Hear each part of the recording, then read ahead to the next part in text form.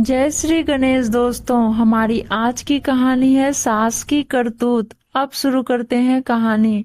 सुलभा के पति विनीत ने उसे डिलीवरी के लिए मायके भेज दिया था, क्योंकि उसकी माँ रेखा जी ने उसकी मदद करने के लिए साफ साफ मना कर दिया था। सुलभा ने मायके में ही एक सुंदर से बेटे को जन्म दिया।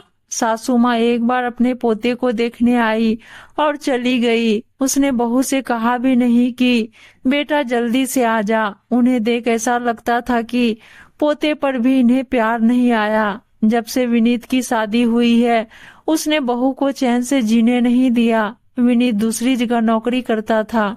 वह सिर्फ वीकेंड में ही घर आता था।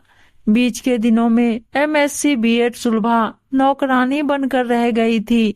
विनीत ने माँ को बहुत समझाने का प्रयास किया, पर वह अपने करतूतों से बाज नहीं आई। बहू ने वहीं पर एक स्कूल में नौकरी ज्वाइन कर लिया, ताकि सास के साथ ज्यादा समय व्यतीत नहीं करना पड़ेगा। वह भी कोई कम नहीं थी। उसने काम वाली बाई को हटा दिया। स्कूल से आकर सुलभा को सारे काम करने पड़ते थे, फिर स्कूल के काम अलग होते थे, इसलिए वह पूरा स्कूल का काम स्कूल में ही करके आने लगी।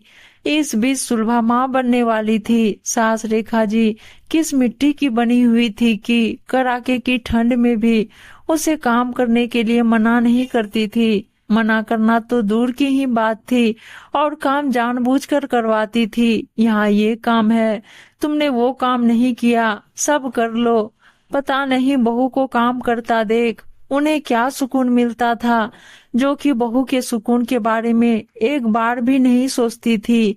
विनीत ने माँ को बहुत समझाकर काम वाली बाई को वापस बुलाना चाहा, पर वह मानी नहीं। ऊपर से कहती थी कि मैंने भी तो यह सब किया था। जब डिलीवरी का समय आया तो रेखा जी ने विनीत से साफ कह दिया था कि इसे मायके भेज दे, मेरे से काम नहीं होगा। उसने सोचा, कौन बहू की देखरेख में रहेगा, खाने पीने का ध्यान बहू का मुझसे तो नहीं होगा, अच्छा है अपने घर चली जाए। विनीत ने सोचा, चलो यह भी अच्छा है, कम से कम वहाँ यह सुकून से रह सकेगी। इसलिए सुलभा से कहा, नौकरी से इस्तीफा दे दे और मायके चले मेरे साथ, मैं तुम्हें छोड़कर आता हूँ। उस समय मायके जाने के बाद सुलभा फिर वापस ससुराल नहीं आई थी। विनीत खुद 15-20 दिन में एक बार उसे और बेटे से मिलने आ जाता था। सुलभा से विनीत ने कहा, तुम माँ के पास रहकर नौकरी ज्वाइन कर लो, मैं ही आते जाते रहूंगा।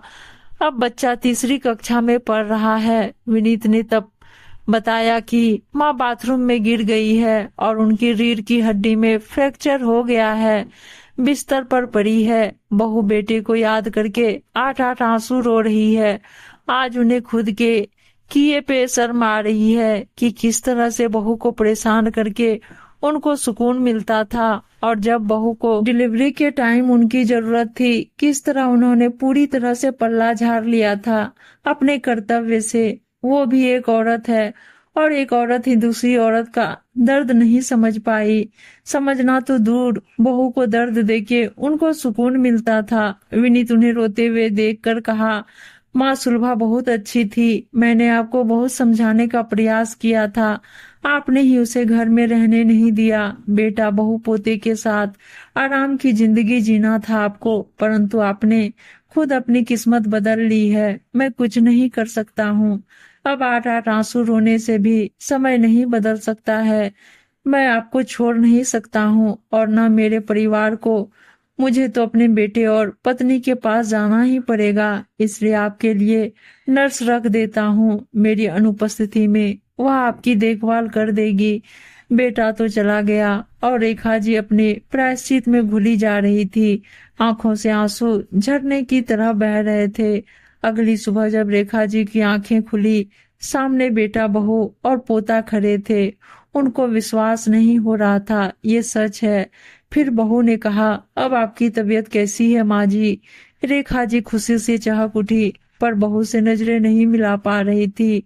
बेटे ने माँ से कहा, ये तुम्हारी बहू ही चाहती है कि हम लोग सब साथ रहे। रेखा जी बहू की ओर देखते हुए कहा, मुझे माफ कर दे बहू, मैंने तेरे साथ बहुत गलत किया है।